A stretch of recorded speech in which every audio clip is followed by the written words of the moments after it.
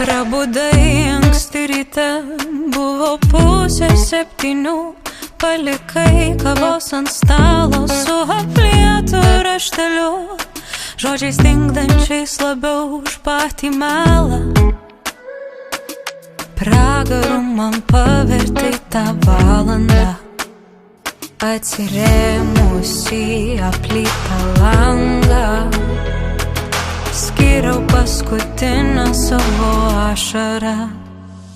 Ir vėl aš viena, buvo manęs negana, eilinį kartą tobula būti nemoku.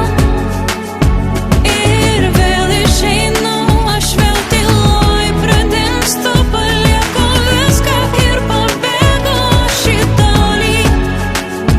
Susitikom gal po metų, pažiūrėjai į mane, tavo akis skausmo buvo pilnos.